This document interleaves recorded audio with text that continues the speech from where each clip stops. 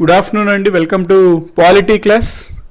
Last క్లాస్లో మనం polity చదువుతున్నప్పుడు directive principles of state policy ఆదేశిక సూత్రాలు జస్ట్ లైక్ ఇంట్రొడక్షన్ టైప్లో మనం చూసాం. అంటే ఆదేశిక సూత్రాలు అంటే ఏమిటి, అవి ఎక్కడి నుంచి గ్రహించాము అనే బేసిక్ కాన్సెప్ట్స్ మనం చూసాము. సో లైక్ నేను బ్రీఫ్గా మీకు చెప్తాను. లాస్ట్ క్లాస్లో ఆల్రెడీ నేను ఏం చెప్పానో మీకు నేను బ్రీఫ్గా ఇస్తాను ఒక 1 minute, సో దట్ మీకు ఆ directive principles of state policy పైన ఒక ఐడియా ఉంటుంది. దాంతో ఈరోజు మనము డిపిఎస్పిస్కి సంబంధించి డైరెక్ట్ క్లాస్లోకి వెళ్ళిపోదాం. ఓకే కదండి. పాయింట్ ఇక్కడ మనం చూసుకున్నట్లయితే లాస్ట్ క్లాస్లో నేను ఆదేశిక సూత్రాలు ఏమన్నాను, పార్ట్ 4లో ఉంటాయి. ఆర్టికల్స్ 36 to 51 వీటి గురించి వివరిస్తుంది. ఫస్ట్లో ఈ కాన్సెప్ట్ స్పెయిన్ వాళ్ళు రాజ్యాంగంలో పెట్టుకున్నారు. స్పెయిన్ నుంచి ఐర్లాండ్ వాళ్ళు తీసుకున్నారు, ఐర్లాండ్ నుంచి మనం తీసుకున్నాము అన్నాం. మనం ఐర్లాండ్ వాళ్ళు 1937లో స్పెయిన్ నుంచి తీసుకున్నారు, ఐర్లాండ్ నుంచి మనం తీసుకున్నాము అనుకున్నాం మనం. సో మనం ఇప్పుడు కంటిన్యూ చేద్దామండి. ఇక్కడ వరకు లాస్ట్ క్లాస్లో ఇక్కడ వరకు చూసాము. సో ఇప్పుడు మనము కంటిన్యూ చేద్దాం. సో గుడ్ మార్నింగ్ అండి మధు సూర్య గారు. నోట్స్ కూడా రాసుకునేలా చెప్పండి. నోట్స్ లైక్ ఇదేనండి, మీకు పీడిఎఫ్స్ అనేది ఇవ్వడం అవుతుంది. మనం ఎందుకంటే టైంలో అవైలబుల్ టైంలో మ్యాక్సిమం ఇన్ఫర్మేషన్ ఇవ్వడానికి అన్నట్టు అనుకుంటున్నాం. సో నోట్స్ అంటే పీడిఎఫ్ మీకు అవైలబుల్ ఉంటుంది. దాని తర్వాత మీరు నెక్స్ట్ లైవ్ తర్వాత వీడియో చూస్తూ పాజ్ చేస్తూ కావాలంటే నోట్స్ చేసుకోవచ్చండి. హాయ్ అండి Reshma Shekhar, Arjun, Banoth, Rajasekhar, Vijaya, good morning. Okay మనం స్టార్ట్ చేసేద్దామండి. ఇక్కడ నుంచి ఇప్పుడు కంటిన్యూ చేద్దాము ఈ directive principles of state policy ఆదేశిక సూత్రాలకు సంబంధించి. అసలు ఈ ఆదేశిక సూత్రాల యొక్క ముఖ్య లక్షణం ఏంటి అంటే నేను మీకు చెప్పాను, వెల్ఫేర్ అనమాట. ప్రజా సంక్షేమము, వెల్ఫేర్ ప్రధానమైన ఉద్దేశము, వెల్ఫేర్. రాజ్యాంగంలో ఆదేశిక సూత్రాలను పొందుపరచడంలో 3 నివేదికలు ఎక్కువగా తోడ్పడ్డాయి మనకి. అంటే 3 రిపోర్ట్స్ ఇచ్చిన డిఫరెంట్ రిపోర్ట్స్లో మనకి డిఫరెంట్ టాపిక్స్ నుంచి ఇవి గ్రహించాం ఆదేశిక సూత్రాలు. ఏంటంటే ఆ 3 రిపోర్ట్స్ అంటే నెహ్రూ రిపోర్ట్ 1928. ఇక్కడ నెహ్రూ అంటే జవహర్లాల్ కాదండి, మోతీలాల్ నెహ్రూ అనమాట. నెక్స్ట్ 1931లో జరిగిన ఇండియన్ నేషనల్ కాంగ్రెస్ యొక్క కరాచీ సమావేశము, సప్రూ రిపోర్ట్ 1945. ఈ 3 నివేదికలు మనము వీటి నుంచి కూడా బాగానే ఆ ఆదేశిక సూత్రాల్లో గ్రహించాం. అంబేద్కర్ ఏమన్నారంటే దీని గురించి, అంబేద్కర్ ప్రకారం ఆదేశిక సూత్రాలు మనం ఇన్స్ట్రుమెంట్ ఆఫ్ ఇన్స్ట్రక్షన్స్కు పిలిచే మరొక పేరు మాత్రమే అని అన్నాడు. అసలు ఇన్స్ట్రుమెంట్ ఆఫ్ ఇన్స్ట్రక్షన్స్ ఏంటో మీకు చెప్తాను చూడండి. మనకి 1935 భారత ప్రభుత్వపు చట్టము అంటే 1935 గవర్నమెంట్ ఆఫ్ ఇండియా యాక్ట్ అని ఒక యాక్ట్ ఉంటుందండి. ఈ యాక్ట్ ఏంటంటే బ్రిటిష్ వాళ్ళు చేసిన యాక్ట్ అనమాట, చట్టం. దీని క్రింద ఏముంటుంది, మనకి బ్రిటిషర్స్కి హెడ్ గవర్నర్ జనరల్ ఉంటాడు కదా ఇండియాలో, అతనికి సాయం చేయడానికి అంటే అతనికి చట్టాలు చేసేటప్పుడు అతనికి ఉపయోగపడే విధంగా ఒక డాక్యుమెంట్ని రిలీజ్ చేశారు. దాన్నే ఇన్స్ట్రుమెంట్ ఆఫ్ ఇన్స్ట్రక్షన్స్ అంటారండి. ఇంపార్టెంట్, ఇన్స్ట్రుమెంట్ ఆఫ్ ఇన్స్ట్రక్షన్స్ అంటే అతనికి ఒక టైప్ ఆఫ్ ఇన్స్ట్రక్షన్స్ లాంటివి అనమాట. ఇక్కడ చట్టాలు చేసేటప్పుడు ఏ విధమైన సూత్రాలను పాటించాలి అని తెలిపే ఇన్స్ట్రక్షన్స్, ఇవి సూత్రాలు. ఇది గవర్నమెంట్ ఆఫ్ ఇండియా యాక్ట్ 1935లో ఉంది. సో మనము దీని నుంచే మనం ఆదేశిక సూత్రాలను గ్రహించాము. ఆల్మోస్ట్ మన ఆదేశిక సూత్రాలు ఏదైతే మన రాజ్యాంగంలో ఉన్నాయో అవి ఆల్మోస్ట్ ఇవే అని చెప్పి అన్నారు. ఎవరు? అంబేద్కర్ గారు. అంబేద్కర్ ప్రకారము ఆదేశిక సూత్రాలు directive principles of state policy instrument of ఇన్స్ట్రక్షన్స్కు పిలిచే మరొక పేరు మాత్రమే అని అన్నాడు. ఓకే అండి. నెక్స్ట్ పాయింట్ ఇక్కడ చూడండి, ఇంట్రొడక్షన్ ఇంగ్లీష్లో. Part 4 of Indian constitution deals with directive principles of state policy, DPSP. ఈ డిపిఎస్పిలో ఉన్న ప్రొవిజన్స్ ఏవి cannot be enforced by any court అంటే ఇవి అమలు కావట్లేదు అంటే న్యాయస్థానాలకు వెళ్ళడానికి వీల్లేదు. నాట్ జస్టిషియబుల్ అంటాం. నాట్ జస్టిషియబుల్ అంటే వీటి అమలు కోసం మనము న్యాయస్థానాలను ఆశ్రయించలేము అనేది పాయింట్ అండి.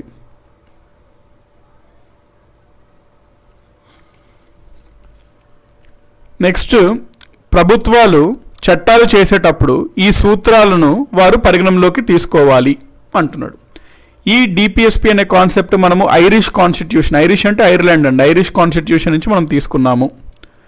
చాలా ఫండమెంటల్ రైట్స్ ఏమో negative obligations on the state. దీని అర్థం ఏంటి అంటే well most of the fundamental rights are negative obligations of the state, DPSPs are positive obligations on the state. అంటే అర్థం ఏంటంటే ఫండమెంటల్ రైట్స్ ప్రాథమిక హక్కులు కనుక మనం తీసుకున్నట్లయితే మ్యాక్సిమం ఏం చెప్తుందండి, ప్రభుత్వము ఇవి చెయ్యకూడదు, ప్రభుత్వము వివక్షత చూపరాదు, ప్రభుత్వము ఇతర యొక్క ఆస్తుల్ని హరించరాదు, అట్లాగా ఏవి చేయకూడదో ఎక్కువగా చెప్తుంది. ప్రభుత్వం ఏమేమి చేయకూడదో ఎక్కువ చెప్తుంది అనమాట ఫండమెంటల్ రైట్స్. అందుకనే ఫండమెంటల్ రైట్స్ అనేవి నెగిటివ్ ఆబ్లిగేషన్స్ అంటాం. వేరాస్ ఈ డిపిఎస్పీస్ ఏం చెప్పుద్ది, ప్రభుత్వం చట్టాలు చేసేటప్పుడు ఈ విధమైన సూత్రాన్ని పాటించాలి, ప్రభుత్వము పలానా అంశాలు అభివృద్ధి అవ్వడానికి కృషి చేయాలి. అంటే ఇది పాజిటివ్ ఆబ్లిగేషన్స్ అనమాట. అంటే ఇది చేయాలి, ప్రభుత్వం ఇది చేయడానికి ట్రై చేయాలి అని తెలుపుతుంది directive principles of state policy. కాబట్టి ఫండమెంటల్ రైట్స్ అనేవి negative obligations on the state, state అంటే ఇక్కడ ప్రభుత్వం, డిపిఎస్పీస్ అనేవి positive obligations on the state అనమాట. నెక్స్ట్ ఇప్పుడు మనకేమన్నాము, డిపిఎస్పీస్ ఆర్టికల్ 36 నుంచి 51 వరకు ఉంటాయి అనుకున్నాం. ఇప్పుడు ఆర్టికల్ 36 ఒక్కొక్కటి వద్దాం. ఆర్టికల్ 36 అండి ఇప్పుడు మనం చూస్తున్నాం. ఆర్టికల్ 36లో ఏమంటున్నాడు అంటే రాజ్యము గురించి నిర్వర్తిస్తుంది. ఆర్టికల్ 36 ప్రాథమిక హక్కుల్లోని 12వ నిబంధన వివరణ పరిశీలింపుము. అంటే మనకి ఇక్కడ ప్రభుత్వము స్టేట్ అని వాడుతుంటారు. మరి అట్లా వాడుతున్నప్పుడు అసలు ప్రభుత్వం అంటే ఏంటో తెలియాలి కదా. సో ప్రభుత్వం అంటే ఏంటో తెలియాలి అంటే దానికోసం ఒక సపరేట్ ఆర్టికల్ ఇస్తే మనకు అర్థమవుతుంది కదా, ఓకే ఇది ప్రభుత్వం అంటే. సో ప్రభుత్వము చట్టాలు చేసేటప్పుడు ఈ సూత్రాలను పాటించాలి. సో ప్రభుత్వం అంటే నిర్వచనం ఏంటి తెలిసేదే ఆర్టికల్ 36. అయితే ఆర్టికల్ 36 ఏం చెప్తుంది, ప్రభుత్వం యొక్క నిర్వచనం ఆర్టికల్ 12లో ఏదైతే ఇవ్వబడిందో అదే ఇక్కడ కూడా వర్తిస్తుంది అని చెప్తుంది. ఆర్టికల్ 12లో మనం ఆల్రెడీ చూసాం స్టేట్ డెఫినేషన్ అంటే ఏంటి అని. కేంద్ర ప్రభుత్వం, రాష్ట్ర ప్రభుత్వము, స్థానిక ప్రభుత్వాలు, పిఎస్యూస్ అంటే కార్పొరేషన్స్ అవన్నీ ప్రభుత్వం కిందే వస్తాయి అన్నట్టు మనం చూసాం. కాబట్టి ఆర్టికల్ 36 ఇక్కడ చూడండి, in this part unless the context otherwise require the state has the same meaning as in part 3. అంటే పార్ట్ 3లో పొందుపరిచిన స్టేట్ డెఫినేషనే ఈ పార్ట్ 4లో కూడా వర్తిస్తుంది అని తెలుపుతున్నారు. సో ఈ పాయింట్ ఓకే కదండి.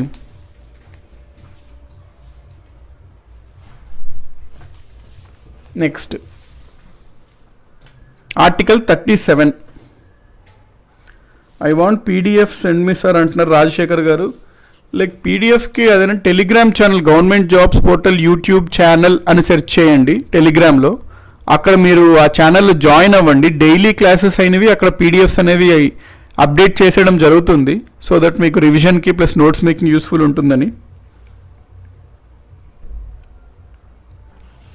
సో ఆర్టికల్ 37 చూద్దామండి ఇప్పుడు మనం. 37వ నిబంధన. ఆర్టికల్ 37 దేని గురించి చెప్తుంది అంటే ఆదేశిక సూత్రాలకు న్యాయ సంరక్షణ లేదు. అంటే దీస్ ఆర్ నాట్ జస్టిషియబుల్. న్యాయ సంరక్షణ లేదు అంటే అర్థం ఏమిటి? ఫర్ ఎగ్జాంపుల్ ఒక ఆదేశిక సూత్రం ఉందనుకోండి, అది అమలు కావట్లేదు, లేకపోతే అది ఆశించిన తీరులో గవర్నమెంట్ చేయట్లేదు, దాని ప్రయత్నం చేయట్లేదు. అట్లా అని చెప్పి మీరు కోర్ట్స్కి వెళ్ళి పలానా నిబంధన ఆర్టికల్ ఉంది, అది ప్రభుత్వం అమలు చేయట్లేదు, మీరు ప్రభుత్వానికి ఆర్డర్ వేయండి అది చేసేటట్టు అని చెప్పలేమన్నమాట. అంటే వీటి అమలు కోసం మనము న్యాయస్థానాలకు వెళ్ళలేము. అదే గనక ఒకవేళ ఫండమెంటల్ రైట్స్ పార్ట్ 3లో ఉన్నవో లేకపోతే వేరేవనుకోండి, డైరెక్ట్గా మీరు కోర్టుకు వెళ్ళొచ్చు. హానరబుల్ జస్టిస్, మా ప్రస్తుతం ఉన్న ఫండమెంటల్ రైట్లో ఒక ఆర్టికల్ అనేది అవ్వట్లేదు, so please look in to it అనొచ్చు. ఎందుకంటే న్యాయస్థానాలకు వెళ్ళవచ్చు ఈ విషయాల్లో. కానీ పార్ట్ 4 విషయంలో మాత్రం మనము న్యాయస్థానాలకి వెళ్ళలేము. అది తెలిపే ఆర్టికల్ ఏది అంటే 37వ నిబంధన. సో ఎగ్జామ్లో ప్రశ్న ఏ విధంగా అడుగుతాడు, directive principles of state policies are not justiciable in court of law, which article mentions that అంటాడు. So article 37 mentions that. ఆదేశిక సూత్రాలకు న్యాయ సంరక్షణ లేదు అని తెలిపే నిబంధన ఆర్టికల్ ఏది అంటే 37వ నిబంధన ఆన్సర్ చేయాలి మనము.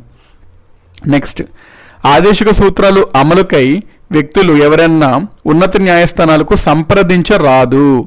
ఆదేశిక సూత్రాల అమలు కోసం ఉన్నత న్యాయస్థానాలు కూడా ప్రభుత్వాలకు ఆదేశాలు జారీ చేయటకు అవకాశం లేదు.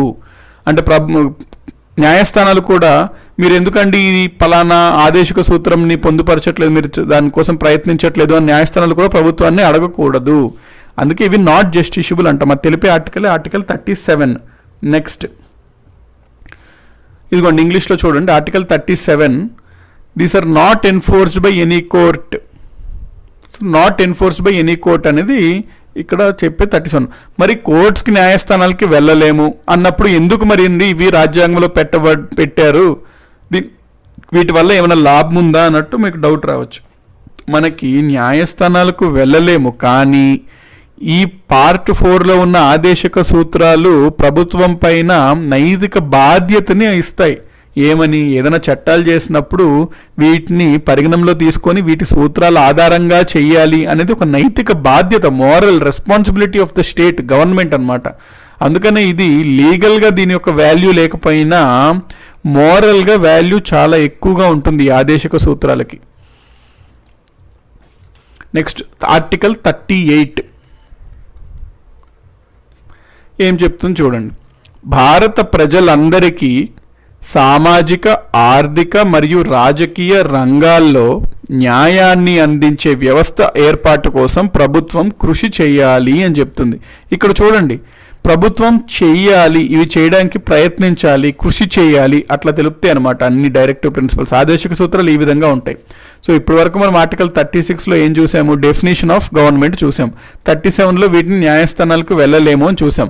38 మొదటి ఆదేశక సూత్రం మనం చూస్తున్నాం. అంటే ఆదేశక సూత్రాలు తెలిపేది ఇది ఒక మొదటి సూత్రం పరంగా ఇది మొదటి సూత్రం. ఏం చెప్తుంది మొదటి సూత్రము, భారత ప్రజలందరికీ సామాజిక అంటే సోషల్,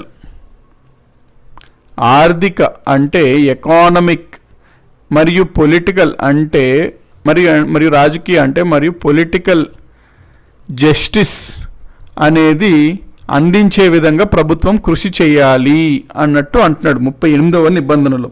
అయితే ఇక్కడ ఏమేం పాయింట్స్ ఇచ్చాడు, సోషల్, ఎకనామిక్ అండ్ పొలిటికల్, అది గుర్తుపెట్టుకోండి ఆ 3. ఆర్టికల్ 38 ఏం చెప్తుంది, state to secure A social order for the promotion of the welfare of the people. So దీని ద్వారా ప్రజల యొక్క శ్రేయస్సు అనేది జరుగుతుంది. Next article 39. ఆర్టికల్ 39 ఇంపార్టెంట్ అండి. ఆర్టికల్ 39 మనకి అందులో సబ్ క్లాసులు ఉంటాయి, ABCDEF అని. అంటే 39 నిబంధనలో చాలా విషయాలు చెప్పడం జరుగుతుంది. మొదటగా మనము 39A చూద్దాం. ఆర్టికల్ 39లో 39A ఏం చెప్తుంది అంటే ప్రజలు అందరికీ జీవన భృతి కల్పించాలి అని చెప్తుంది. సో ఆర్టికల్ 39 ఏం చెప్తుందండి, జీవన భృతి కల్పించాలి అన్నట్టు చెప్తుంది. లైవ్లీహుడ్ అలవెన్స్ అంటాం ఇంగ్లీష్లో. మనం చూస్తామండి ఇంగ్లీష్లో కూడా. నెక్స్ట్ సో ఆర్టికల్ 39B ఏం చెప్తుంది అంటే సహజ వనరులపై, న్యాచురల్ రిసోర్సెస్పై ప్రభుత్వము నియంత్రణ నెలకొల్పాలి, అలాగే వాటిని సరసమైన ధరలను పంపిణీ చేయాలి అంటాడు. అంటే ప్రభుత్వం రెగ్యులేట్ చేయాలి న్యాచురల్ రిసోర్సెస్.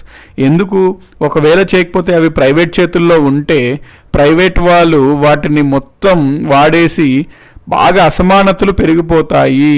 అందుకనే సహజ వనరులు ప్రభుత్వం చేతిలో ఉండాలి, ప్రభుత్వము నియంత్రించాలి వీటిని అన్నట్టు చెప్తుంది ఆర్టికల్ 39B. ఆర్టికల్ 39C చూడండి, ఇది సోషలిజం గురించి చెప్తుంది, సామ్యవాదం గురించి తెలియజేస్తుంది. సామ్యవాదం అంటే ఏంది, దేశంలో ఉన్న ప్రజల మధ్యన ఆర్థిక వ్యత్యాసం ఎక్కువగా ఉండకూడదు. దాదాపుగా ఆర్థిక పరంగా మనం మాట్లాడుకున్నట్లయితే ఇంచుమించు సమానంగా ప్రజలు జీవించేలా ఉండాలి అని తెలిపేదే సోషలిజం, సామ్యవాదం. ఆర్టికల్ 39C దాని గురించి తెలుపుతుంది. సంపద కొద్ది మంది వ్యక్తుల చేతుల్లో కేంద్రీకృతం కాకుండా చూడాలి ప్రభుత్వము. సో ఇది ఒక సూత్రం అండి. అందుకనే ప్రభుత్వం ఏం చేసింది, జమీందారీ వ్యతిరేక చట్టాలు చేసింది, ల్యాండ్ సీలింగ్ యాక్ట్స్ చేశారు. సో ఇవన్నీ చేశారు. ఎందుకు, ఆర్టికల్ 39C చెప్తుంది ప్రభుత్వానికి నైతికంగా మీ బాధ్యత ఏంటి, సంపద కొద్ది మంది వ్యక్తుల చేతుల్లో కేంద్రీకృతం కాకుండా చూడాలి అని చెప్తుంది ఆర్టికల్ 39C. కానీ మన భారతదేశంలో ఇది జరుగుతుందా అంటే లేదనే చెప్పాలి. మన భారతదేశం కనుక చూసుకున్నట్లయితే 58% ఆఫ్ మనీ, అంటే మొత్తం భారతదేశంలో ఉన్న 58% సంపద కేవలం 1% ఆఫ్ జనాభా మాత్రమే 1% ఆఫ్ జనాభా మాత్రమే అనుభవిస్తున్నారు. అంటే భారతదేశం మొత్తం 100 రూపాయల సంపద ఉంటే అందులో 58 రూపాయలు ఒక మనిషే అనుభవిస్తున్నాడు, అతని దగ్గరే కేంద్రీకృతం అయి ఉన్నది. ఒక మనిషి అంటే ఒక మనిషి కాదండి, ఇక్కడ 100 కాబట్టి అట్లా అన్న పర్సంటేజ్లో మనం మాట్లాడుకోవాలంటే 58% ఆఫ్ మనీ 1% ఆఫ్ పాపులేషన్ దగ్గరే ఉంది. మిగతా 92% ఆఫ్ మనీ సంపద, మిగతా 42% ఆఫ్ సంపద 99% ఆఫ్ పాపులేషన్ దగ్గర ఉంది. అంటే బాగా వ్యత్యాసం ఉంది ఆర్థిక పరంగా. అందుకని ప్రభుత్వం కృషి చేయాలి అంటున్నాడు. ఇట్లా మీరు ఇప్పుడు అని చెప్పి మీరు కోర్టుకు వెళ్ళారు. సార్ ఇక్కడ ఆర్టికల్ 39C చెప్తుంది, మరి ఇప్పుడు ప్రస్తుతం సిచ్యువేషన్ ఇట్లా ఉంది, మరి ఏంటిది ప్రభుత్వం మరి ఏం చెయ్యట్లేదు, అందుకని ప్రభుత్వానికి ఆదేశించండి అని కోర్టుకు వెళ్ళాము అని తెలిపే ఆర్టికల్ ఏది? ఆర్టికల్ 37. ఆర్టికల్స్ అన్నీ మనకి రిపీటెడ్గా చదువుతుండగా ఇది తెలుసు అంటే వచ్చేసేయాలండి. ఎందుకంటే ఎగ్జామినేషన్లో అడుగుతున్నాడు. ఆల్రెడీ గ్రూప్ 2లో తెలంగాణలో చాలా అడిగాడు, డైరెక్ట్ ఆర్టికల్స్ మీద అడిగాడు. సో చాలా ఎగ్జామినేషన్స్లో డైరెక్ట్గా ఆర్టికల్స్ పైన అడుగుతున్నాడు క్వశ్చన్స్. కాబట్టి సింపులే అండి, రిపీట్గా చదివితే వచ్చేస్తాయి. 39D ఏం చెప్తుందో చూడండి. స్త్రీ పురుష తేడా లేకుండా సమాన పనికి సమాన వేతనంను కల్పించుట, equal pay for equal work అంటారు. అంటే ఒక సమానమైన పని చేస్తున్నప్పుడు మరి ఎందుకండి వేతనంలో కూడా డిఫరెన్స్ ఉంటుంది, తేడా ఉంటుంది? పని అయితే సమానంగానే జరుగుతుంది, మరి ఆ దాంట్లో ఎందుకు మళ్ళీ స్త్రీ ఆ పని చేసింది కాబట్టి తక్కువ డబ్బులు, పురుషుడు ఎక్కువగా అదే పని పురుషుడు చేస్తే ఎక్కువ వేతనం ఎందుకు? సమాన పని చేసినప్పుడు సమాన వేతనమే ఇవ్వాలి కదా. అది తెలిపే ఆర్టికల్ 39D అన్నమాట. సో సమాన వేతనంకు సమాన పనికి సమాన వేతనం కల్పించడం, equal pay for equal work అంటాం. ఇది తెలిపే ఆర్టికల్ 39D అన్నమాట. నెక్స్ట్ ఆర్టికల్ 39E అండి. కార్మికులు తమ శక్తికి మించి పని చేయకుండా ఉండేటట్లు కేంద్ర రాష్ట్ర ప్రభుత్వములు తగిన శ్రద్ధను వహించాలి. ఇప్పుడు కార్మికుడు ఉన్నాడంటే కార్మికుడిని దోచుకోకూడదు కదండి. కానీ ఒకవేళ ప్రభుత్వము వీటిని పట్టించుకోవట్లేదు అంటే జరిగింది అదే కదా. ఇండస్ట్రియల్ రెవల్యూషన్ జరిగినప్పుడు వెస్ట్రన్ కంట్రీస్లో కూడా జరిగింది ఏంటి? కార్మికులను దోచుకునేవారు, దాంతోనే విప్లవాలు వచ్చాయి. కార్మికులను దోచుకోవడం అంటే ఏంటి? రోజుకి 18 నుంచి 20 గంటలు, అది చాలా డేంజరస్ ప్లేసెస్లో వర్క్ చేయించడము, వాళ్ళకి మినిమం షెల్టర్ కానీ ఫుడ్ కానీ అట్లాగే ఇవ్వకపోవడము, స్త్రీలకు కూడా ఎటువంటి సదుపాయాలను కల్పించకపోవడము, అవన్నీ కార్మికులు దోచుకుంటున్నట్లయితే. అందుకనే వాళ్ళకి శక్తికి మించి పని చేయకుండా చూడాలి. అంటే ఏం చేయాలి?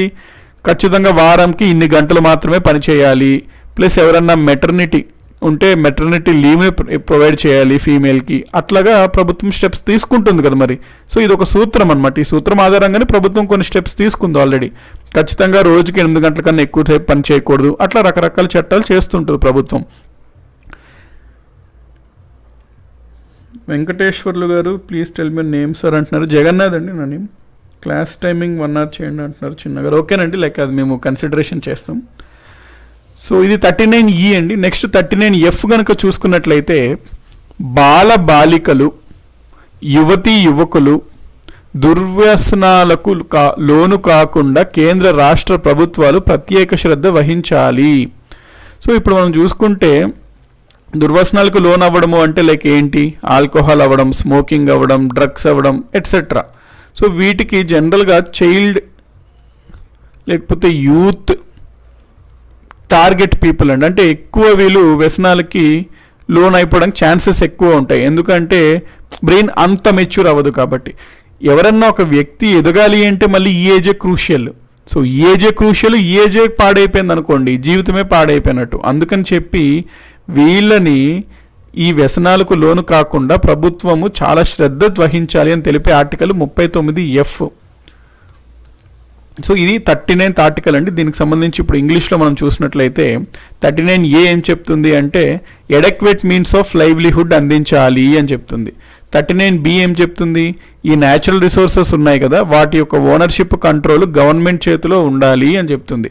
39C ఏం చెప్తుంది అంటే ఈ వెల్త్ సంపద కేంద్రీకృతం అవ్వకుండా, కొద్దిమంది చేతిలోనే కేంద్రీకృతం అవ్వకుండా అందరికీ సమానంగా ఉండేటట్టు కృషి చేయాలి అని చెప్తుంది. 39D ఏం చెప్తుందంటే equal pay for equal work, సమాన పనికి సమాన వేతనం ఇవ్వాలి స్త్రీ పురుషులకు అని చెప్తుంది.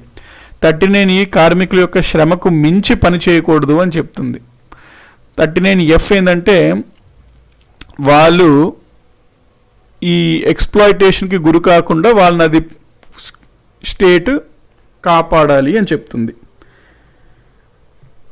సో నెక్స్ట్ మనం ఆర్టికల్ 39A అని ఉంటుందండి. ఆర్టికల్ 39a వేరు. ఆర్టికల్ 39a అంటే అర్థం ఏంటి? 39వ ఆర్టికల్లో సబ్ క్లాస్ A అనమాట. వేరే 39 క్యాపిటల్ ఏ అని ఉన్నాయనుకోండి, ఒక ఆర్టికల్ పైన క్యాపిటల్ లెటర్స్తో ఉంటే ఇది ఒక సపరేట్ ఆర్టికల్. ఇది ఒక ప్రత్యేక, ఇది మళ్ళీ సపరేట్, ఇది ఒక వేరేదన్నమాట, వేరే సపరేట్ ఆర్టికల్ ఒకవేళ క్యాపిటల్ లెటర్ ఉంటే. అదే స్మాల్ లెటర్ ఉందనుకోండి 39వ ఆర్టికల్లో ఇది ఒక సబ్ క్లాజ్, ఇది ఒక భాగము అని అర్థము. ఇక్కడ మీకు 39A అని ఉంది. 39A ఏంటి అంటే ఇది ఒక సపరేట్ ఆర్టికల్. 39A ఏం చెప్తుంది అంటే ఉచిత న్యాయ సేవ గురించి చెప్తుంది. ఉచిత న్యాయ సేవ గురించి తెలిపే అధికరణ ఏది అంటే 39A. వెరీ ఇంపార్టెంట్ అండి. ఫ్రీ లీగల్ ఎయిడ్ గురించి చెప్పే ఆర్టికల్ ఏది అని ఎగ్జామినేషన్స్లో చాలా ఎగ్జామినేషన్స్లో అడిగాడు. ఆర్టికల్ 39A అనమాట, ఫ్రీ లీగల్ ఎయిడ్, ఉచిత న్యాయ సేవ. ఇదేం చెప్తుంది అంటే ఇప్పుడు ఫర్ ఎగ్జాంపుల్ ఇద్దరు వ్యక్తులు ఉన్నప్పుడు ఇద్దరికి ఒకే రకంగా న్యాయం అవ్వాలి అన్నప్పుడు, ఫర్ ఎగ్జాంపుల్ ఇతను ఇతను కొంచెం బాగా మనీ పవర్ అట్లా ఉంది, వీళ్ళు అంత ఫైనాన్షియలీ అంత పవర్ లేదు. మరి అట్లాంటప్పుడు యాక్చువల్గా ఏమవుతుంది ప్రాక్టికల్గా న్యాయ వ్యవస్థలో, ఇతను పెద్ద లాయర్ని పెట్టుకుంటాడు, బాగా ఫేమస్ లాయర్ని. వీళ్ళకి అసలు లాయర్ని పెట్టాలి లేకపోతే లాయర్ ఏంటి అవి ఇవ్వడానికి అనేవి అంత వీళ్ళకి అవేర్నెస్ ఉండదు. ప్లస్ ఒకవేళ లాయర్ని పెట్టుకోవాలి అన్న ఫైనాన్షియల్గా అంత స్తోమత ఉండదు. వాటి వల్ల వీళ్ళు లాయర్ని పెట్టుకోలేకుండా ఉండొచ్చు, లేకపోతే నార్మల్ లాయర్ని పెట్టుకోవచ్చు. ఆబ్వియస్లీ పెద్ద లాయర్ అవ్వడం వల్ల, ఇతను బాగా వాదించడం వల్ల న్యాయస్థానాలు ఎప్పుడు ఎవిడెన్స్లు ప్రూఫ్లు వాటి బట్టే వెళ్తుంది. కాబట్టి ఇతని వైపు కోర్టు అంటే కేసు ఇతని వైపు పాజిటివ్గా వెళ్ళిపోతుంది. కానీ ఇతనికి న్యాయం అనేది ఇతని వైపు ఉన్న ఇతనికి న్యాయం అందట్లేదు.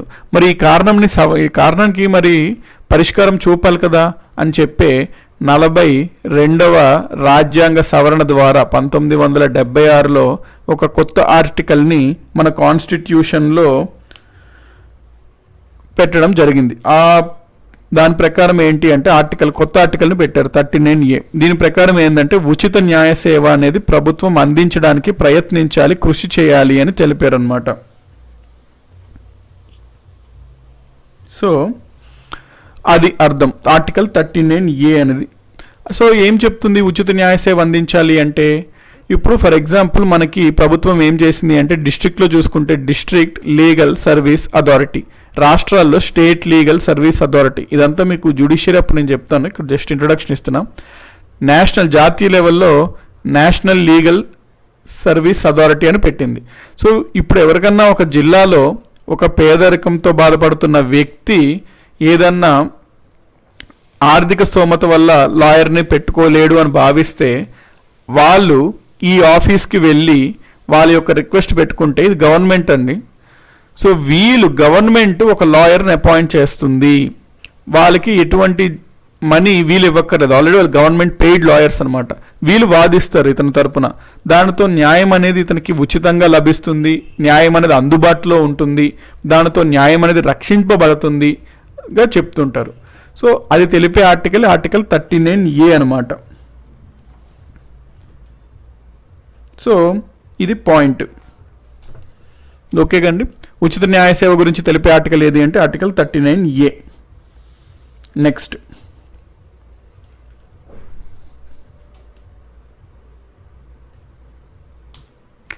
ఆర్టికల్ 40.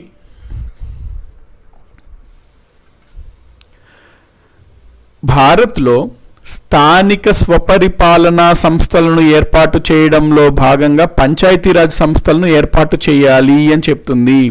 అంటే government shall take steps to organise village panchayats. అంటే మనకి మనం రాజ్యాంగం ఎప్పుడండి అమల్లోకి వచ్చింది? 1950.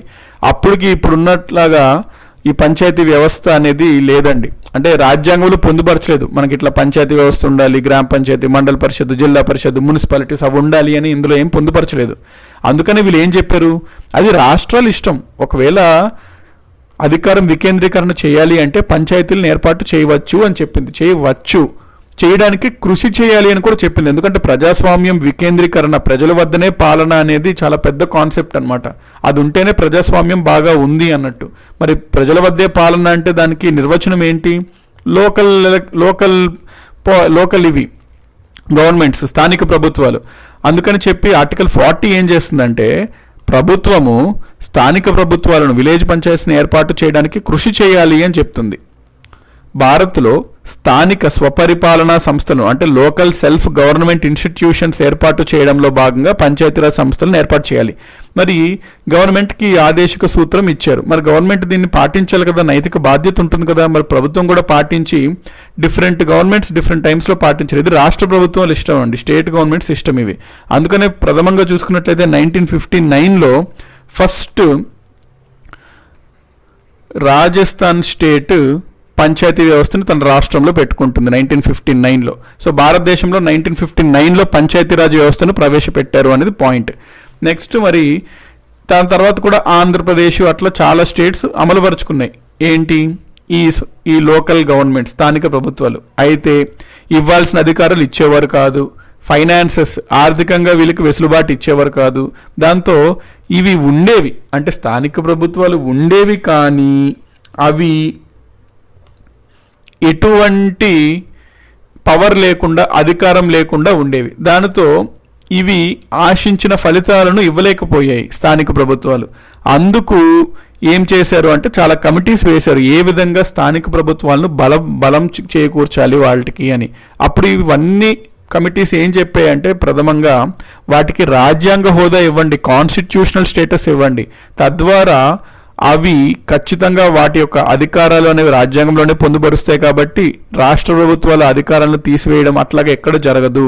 సో ఆ స్వపరిపాలన అనేది ఖచ్చితంగా జరుగుతుంది, అమలవుతుంది అని చెప్పి చాలా కమిటీస్ ఇవ్వడంతో ఈ స్థానిక ప్రభుత్వాలకు రాజ్యాంగ హోదా ఇవ్వాలని చెప్పి 73వ రాజ్యాంగ సవరణ చేశారు.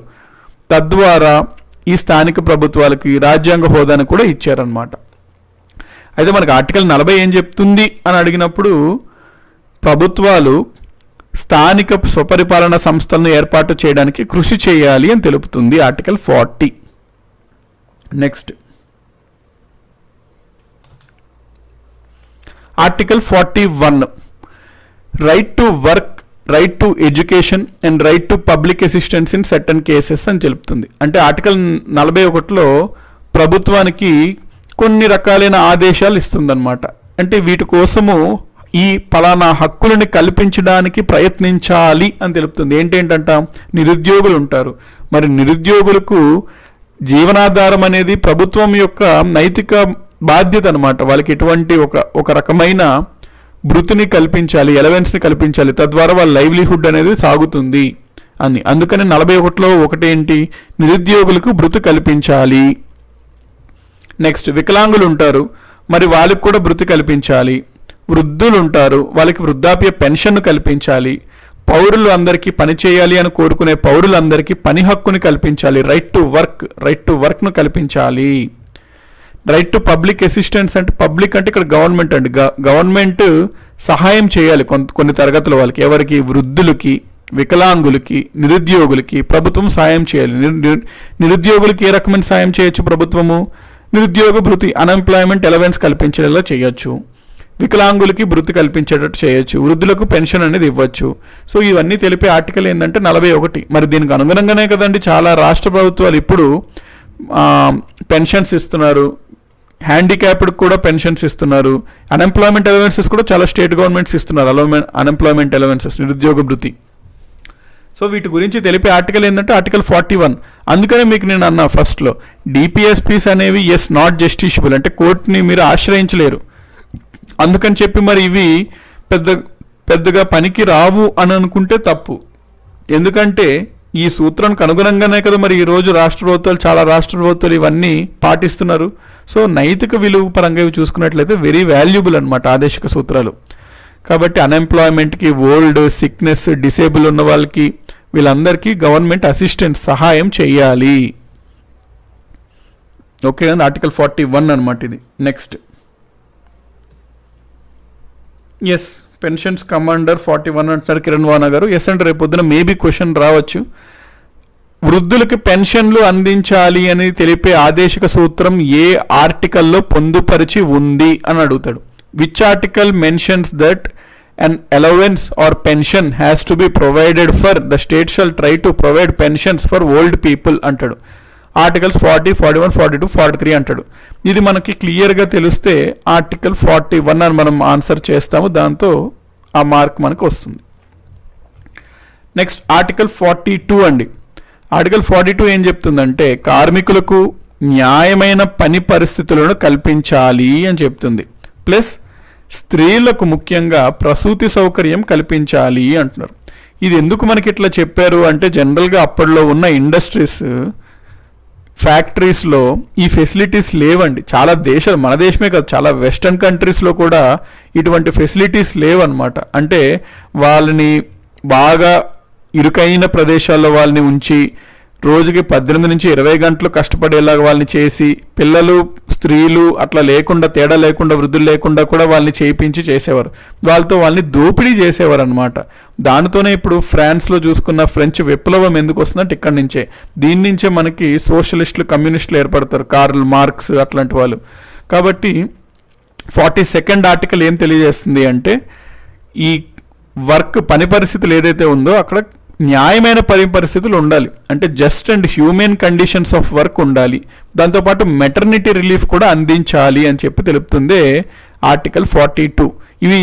ఇవి ఇవ్వడానికి ప్రభుత్వం ప్రయత్నించాలి అంటుంది. మరి ప్రభుత్వం ప్రయత్నించిందా అండి స్త్రీలకు ప్రసూతి సౌకర్యం కల్పించడానికి? ఎస్ అని మనం చెప్పాలి. ఇప్పుడు ప్రెజెంట్ మెటర్నిటీ లీవ్ ఎన్ని రోజులు ఇస్తున్నారండి? ఎవరన్నా ఆన్సర్ చేయడానికి ట్రై చేయండి. ప్రెజెంట్ మెటర్నిటీ లీవ్ ఎన్ని రోజులు ప్రభుత్వం ఇవ్వడం జరుగుతుంది ప్రెజెంట్? ఎవరన్నా ఆన్సర్ చేయడానికి ట్రై చేయండి.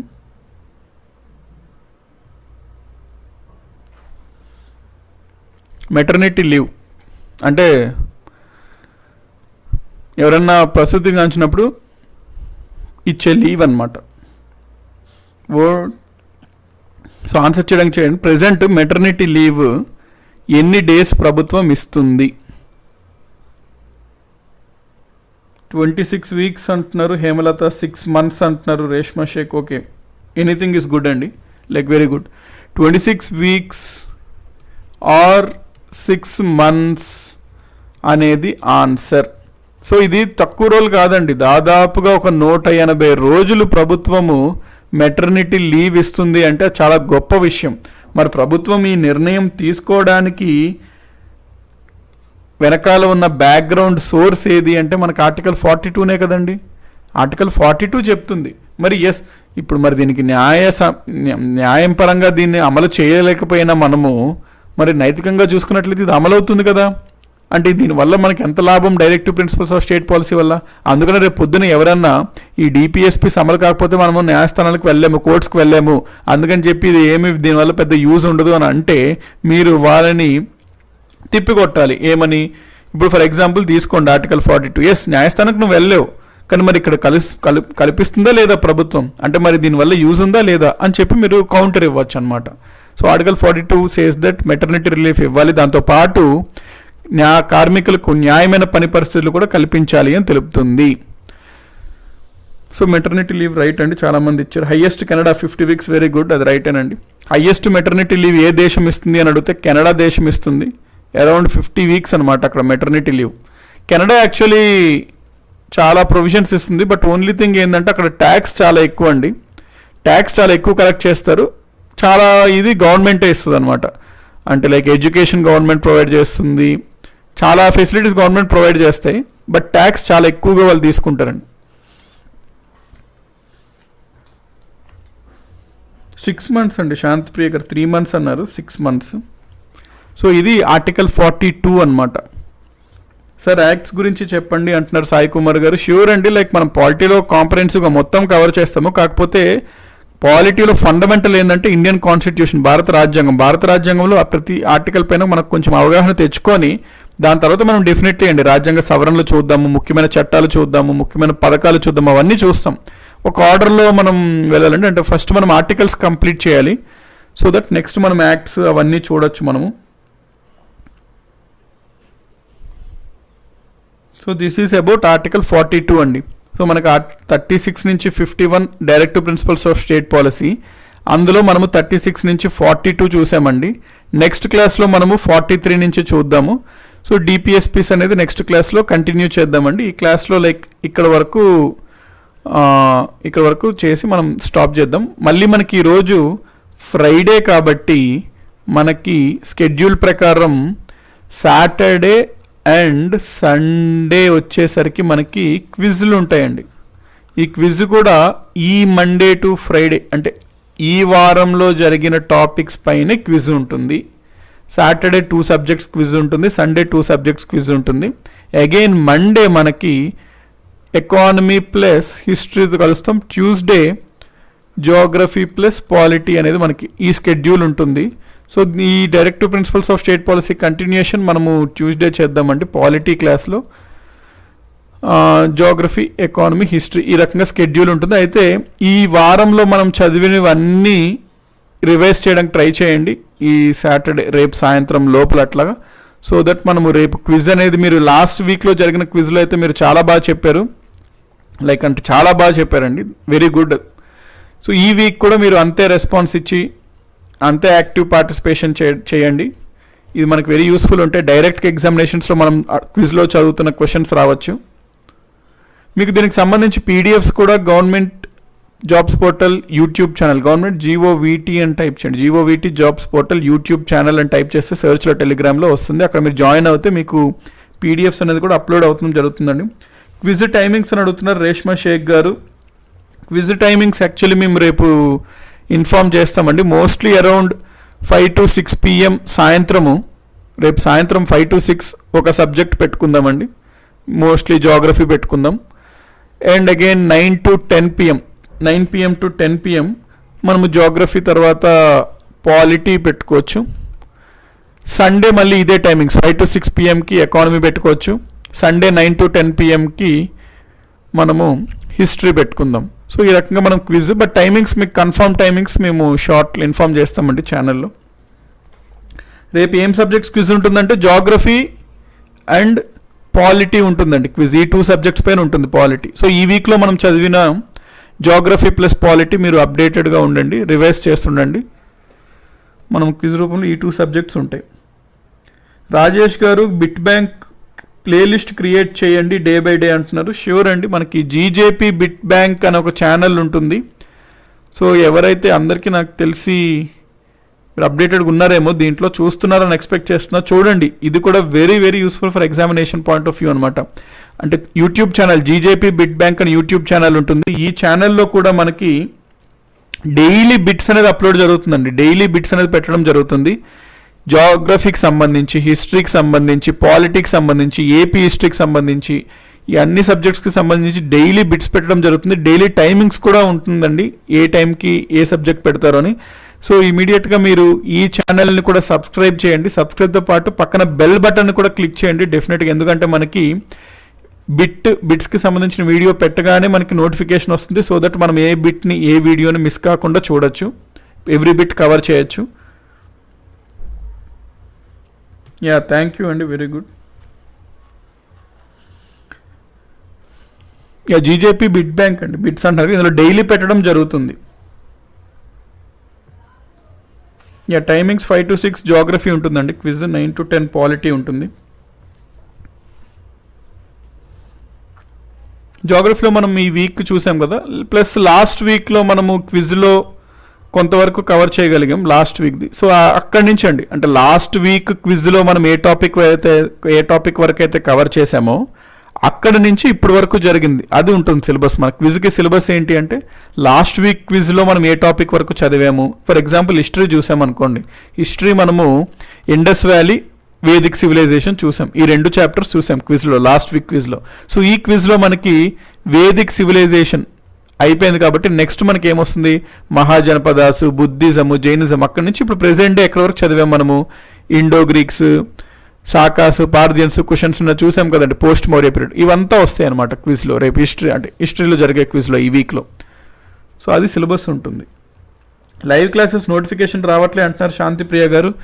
మీరు సబ్స్క్రైబ్ చేసిన తర్వాత సబ్స్క్రైబ్ పక్కన బెల్ బటన్ ఉంటుందండి, అంటే ఇది మాత్రం వెరీ ఇంపార్టెంట్. బెల్ బటన్ మాత్రం క్లిక్ చేయండి. So that bell button click చేసి ఇక్కడ ఆప్షన్స్ అడుగుతారు, షో ఆల్ నోటిఫికేషన్స్ అనే దానిపైన క్లిక్ చేయండి. మీకు వీడియో పెడుతున్న వెంటనే నోటిఫికేషన్ వస్తుందండి.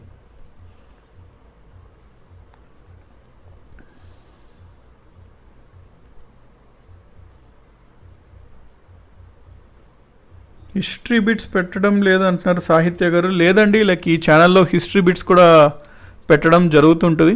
సో లైక్ ఈరోజు నుంచి BSU'd అండి, history, geography, AP history, polity, ఈ వీడియోస్ ఆల్రెడీ పెట్టడం జరుగుతుంది.